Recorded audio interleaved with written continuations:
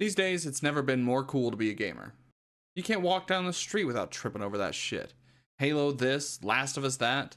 Everywhere you look, there's a new adaptation of a video game character we all know and love. Of course, this tends to go pretty fucking badly. But there have been some gems. One of my favorite games, Minecraft, is getting a movie this April. Now, the jury's still out on whether or not it's gonna fucking suck, but I mean, you know, who knows? It's got Jables in it. I think he's funny. I like him. But that got me thinking. See, we always shit all over games that go into the movie and television space. What about the other way around? When movies venture out into the dark, uncharted waters of gaming. That seems to always be a train wreck too. I think I hate those types of games more than I hate movies based on games. I fucking hated getting that shit for Christmas. I'd be so geeked up. I'd see the little box underneath the tree. It's a little rectangle. I mean, I'm looking at it. I'm like, oh, that is a game for fucking sure. And then there on Christmas morning, the disappointment as I rip open the wrapping paper only to find Lemony Snicket's A Series of Unfortunate Events starring Jim Carrey, the game. Thanks, Grandma. I love those books. I did. Yep. And I mean, come on, it's Grandma. Of course she doesn't know. Of course Grandma doesn't know that these games are dog shit. But it's like, I made the list. I made a list. Why are we not following the list? Why make the list if we're not going to follow the list? There's a list. That even Santa Claus, he needs the list. Anyway, after doing some thinking, I realized that there's only one true good movie tie-in game. And that's 007 GoldenEye. The music, the gameplay, the level design, the multiplayer. I feel like this art critic from SpongeBob right now. Truly, GoldenEye stands head and shoulders above the rest of the crowd. But is there anything else out there that could possibly compare to it? Are we missing out on some hidden gems just because we rented The Fellowship of the Ring from Blockbuster back in 2002, and out of the 3 fucking copies we rented, none of them fucking worked in your PS2 for some reason, and then you had to fucking take it back and then look at the clerk who just thinks you're running some obnoxious scam or wasting his time trying to get this copy of Fellowship of the Ring? I know it's not a good game now. I was like 10. I know it's not good now. I know it wasn't worth the fucking walk there now. Fuck. I don't even know how that scam would have worked, by the way. Okay, so maybe the first time I'm swapping out the disc, my dirty, broken, damaged disc, and I'm getting a new one. Okay, well, the second time, what am I doing then? Finally, after the third time, I decided to just rent Vice City and shotgun some motherfuckers. Take out my anger. Anyway, is there anything worth digging through this massive pile of shit for? In service of that mission, today I'm taking a look at The Mummy for PS1. That's right, the 1999 cinematic masterpiece, The Mummy, starring Brendan Fraser and Rachel Weisz. That's right, that's how you pronounce it. I looked it up. Anyways, this 1999 cinematic masterpiece spawned a video game. 2 of them, actually. One for the PS1, one for the Game Boy Color Advance. So we'll put it here. Anyways, I'm not fucking with that one because I needed to look at all the beautiful polygons that make up this beautiful hunk of man meat known as Jonathan. The game basically follows the movie of the story, and well, basically, I mean, kind of loosely follows the story of the movie, which, I mean, come on, you've fucking seen it. Who are you kidding? But for all 2 of you that haven't, our leading lady, Evie, is a librarian at the Cairo Museum, and she's basically a fuck-up. She's knocking over shelves and doing the greatest crime of all, being a woman in the space of academia. Evie's brother Jonathan finds an ancient artifact at some dig in Thebes, and inside, Evie uncovers an ancient map that leads to Hamunaptra, the city of the dead. And it's supposed to be this ancient city full of all kinds of treasures and ancient artifacts and shit, and whoever finds it is going to be rich beyond their wildest dreams. We're talking like Bezos level bucks here, like Scrooge McDuck vault kind of fucking rich. I mean, did you see their mansion in the second one? I mean, fuck, spoilers, but like, they got out with like 1 little sack of treasure and it bought them that. That's a whole fucking estate in the city of London. Like, in the city of London. You know how much that fucking goes for? I mean, I get it, it's early 1900s, but fuck. But Hamunaptra doesn't just have tons of fucking treasure. There's also this badass named Imhotep, who was buried alive and tortured just for stooping the pharaoh's wife. He was rooting around in her insides like a scarab beetle.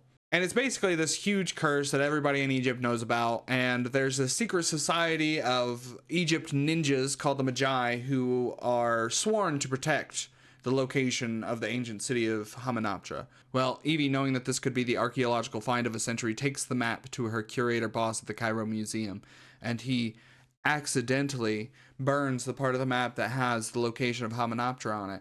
And I say accidentally in quotes because you find out later he's a member of the Magi as well. Jonathan takes Evie to the Cairo prison to find the person that he stole the ancient artifact from. The warden leads them to Brendan Fraser's character, who is in prison for an unknown reason, but we can assume that he had a very good time.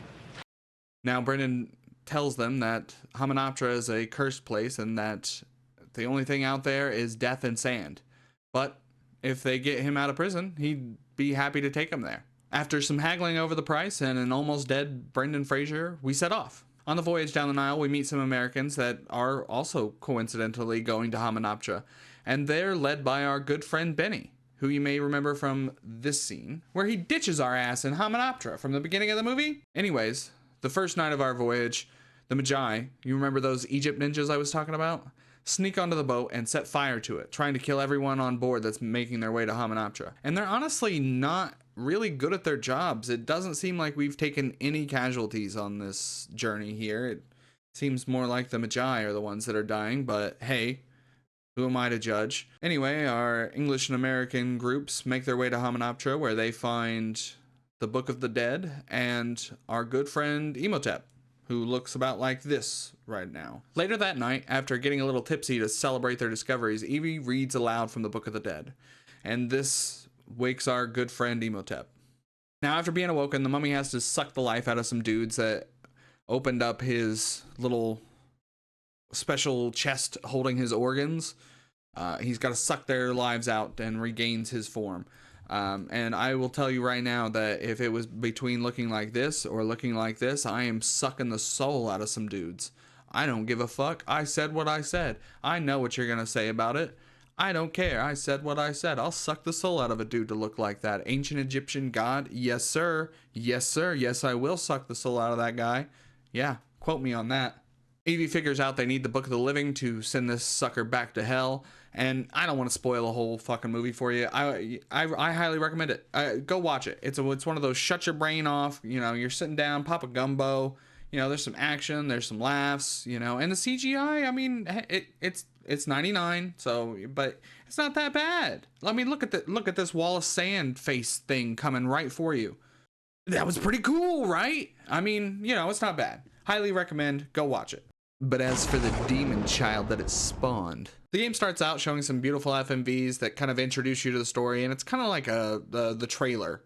You know, we're fast forwarding to the part where we wake up the mummy, and at first I thought this was, you know, kind of impressive. Hey, you know, these are actual clips from the mummy. Wow, cool. But then I thought about it for a second. And I'm like, well, this was 01, late in the PS1 lifespan, and they've definitely been doing this for years. Way more impressive with with the same limited hardware. What I didn't know is that those FMVs were going to be the high watermark of this game. I mean, well, that and the music, but we'll get to the music part later. You start the game in a hub world here in Hamunaptra, and the controls are absolute ass because, I mean, it's a PS1 game. It has to be ass. They couldn't possibly fathom that you would want to control the camera and move at the same time. That's just too much for their tiny little squirrel brains to comprehend. So there are a couple of levels in each of the hub worlds where Evie, like, needs shit to progress in the game. One time it's mirrors. One time it's little like stone tablets. I don't know if she's like reciting some spell from the stone tablets, but you know, you get one from each level and it lets you through. The mirrors, I get, kind of lights up the new area, but it's a little confusing, to say the least. I wasn't exactly paying attention. I mean, the shit looks like 6 pixels strung together on Christmas lights, but each of these levels have 6 to 8 checkpoints, and each of those checkpoints have little secrets and treasures for you to collect, and there's plenty of enemies and puzzles. This don't get you an extra Brendan. Okay, truth time. I did actually have fun trying to collect all the little treasures in each little checkpoint. I mean, seeing a little ruby pop up right there when I've collected all the treasures, I mean, nice. So along this journey through Hamunaptra, you'll fight bugs, mummies, different types of mummies, mummy ghosts, Egyptian laborers that were helping dig out the temple, spikes, rivers of blood, magma, and Baja Blast. And it all leads up to the big bad mummy himself, Imhotep. Now, let me start off by saying this fight is kind of fucking lame, but it did follow the original story, so I'm here for that. You know, like, that's why I would have rented this game back then, is because, hey, I really like the fucking movie, and I would hate to see it kind of turn on a dime right there at the end. After defeating that little sexy pile of polygons, you're treated to another FMV that kind of bookends the story with the end of the movie as well. And there's a little trailer that that you can watch after for The Mummy 2, which is kind of cool. I'm here for that kind of shit. Now, as for rating and ranking this game, we have to have some kind of standards here, right? And I'm going to preface this by saying that I'm going to be gentle. I understand that most of these games were shovelware. Okay? In order to do that, I've got 4 tiers, and we're going to be ranking each one of these games in 3 categories. First, it's music and cutscenes. Was the music any good? What about the voice acting? Did they get the original actors back or just say fuck it? Did they even try to do cutscenes that made sense? The next category is playability. You can think of this as a, did I have fun playing this game? Does this game play like hot fucking garbage? Or would I bring it to my buddy's house and be king of the sleepover? And the final category is, how true to the story was it? Did I feel like it stuck to the story? Did I feel like it was a useful addition to the lore and the story? Or was it just a pile of shit with the IP kind of thrown right on top of it? Just slap that bitch right on that motherfucker. Okay, let's just dive on in. First, music and cutscenes. Okay, let me start out first by saying that this is kind of a cheat code. I mean, the music for The Mummy fucking slaps. I mean, have you heard that shit? I mean, here, take a listen. And that's about all of it that I can play before the shambling corpse of Jerry Goldsmith comes out of the ground to come beat my ass for my fucking copyright strike. Seriously, part of my VOD is muted because the game, even though it's not the exact same soundtrack as The Mummy, used parts, just small little measures of Jerry Goldsmith's actual backing track to make it, sound like The Mummy. And yep, sure enough, part of my VOD is muted. But nevertheless, every other movie tie-in game should take note of this, because that's how music is done in a movie tie-in game. I need to feel the actual score of the original movie. And I think this did a wonderful job of it. As for the cutscenes, when they weren't using the FMV, it was just outright dog shit. Which, okay, yeah, that's to be expected. It's 2001. But I mean, there's no background in this cutscene. The voice acting is incredibly stilted, and none of it sounded good except for one person's. Whoever did the voice for Rick O'Connell, let me just say, that was the perfect amount of like meathead and idiot. And I loved it. You fucking nailed it. No notes. This is for you. I had to, face certain death to get that for you. Overall, for music and cutscenes, and the music is definitely carrying the load here, I give The Mummy 3.5 scarabs out of 5. Next up is playability. Now, this game played like hot ass, and I mean hot fucking sweaty ass. And I don't mean, Ana de Armas or Sydney Sweeney ass, or that fucking TikTok dude with the big ass that you just want to rest your head on. No, none of those asses. I'm talking like ass crack at a Magic the Gathering contest that is out and sweating and stanking, and you just know that motherfucker is tapping lands instead of tapping that shampoo bottle to try and fucking wash anything on his motherfucking body. That's the level of ass I'm talking about here. The kind that can send your nose hairs off with just a whiff. Combine the shitty controls with jumping platform puzzles, and you make for a really bad fucking time. Like, I literally had to start using save states because I was not going to continue to restart these levels. I would have lost my fucking mind. Not to mention the Baja Blast Log River jumping section where I died 20 fucking times. The only saving grace was how much fun I had blasting mummies. For playability, I gave The Mummy a 2 scarabs out of 5. Finally, for our last category, adaptation. Is this a worthwhile adaptation? Does it stick to the story? I mean, yeah, I guess you can say so, but the FMVs do a lot of the heavy lifting here on the bookends. I mean, I don't remember Rick O'Connell ever gunning down Egyptian laborers or sailing down the magma blood river. Um, but they did the ending right, so I gotta give them a few points for that. Uh, for adaptation, I give The Mummy a 2 scarabs out of 5. Altogether, The Mummy for PS1 scored a 7.5 scarabs out of 15. And, you know, I'm just going to choose something different for each one, so it's kind of a thematic kind of thing. It's not, we're not going to have scarabs for every one of these. But anyways, the idea is that we're going to fill out this whole board, and we're going to have the definitive list of all of movie tie-in games, and we will know whether there are any that could potentially, maybe, possibly live up to 007, and which ones are absolute fucking dog shit. So here are our 4 tiers. Obviously, in the top tier, we have 007 GoldenEye's kind of tier here. This is the buy it. You should buy this fucking game. The second category is renting. It makes for a great weekend with the boys. You get them over, you get a little drunk, you play a little Mario Party 2, but then, you know, you take it back on Sunday and it's no big deal. You don't miss it while it's gone. Then, you know, 6 weeks later, the boys are coming over again and, hey, you got Mario Party 2 again, and let's have some fun. The third category is garage sale. And essentially this means that it's worth picking up at a garage sale for $1 or $2. After that, you really don't care what happens to it. Throw it in the microwave, throw it in the trash, resell it at your own garage sale. Either way. And the fourth category is ET it, which means throw it in the fucking garbage heap like they did to those poor ET cartridges. And now, for The Mummy, PS1, I officially rate it at the tier of garage sale. Pick it up for $1 or $2. I mean, you know, you pop a gumbo, have some laughs, look at these polygons.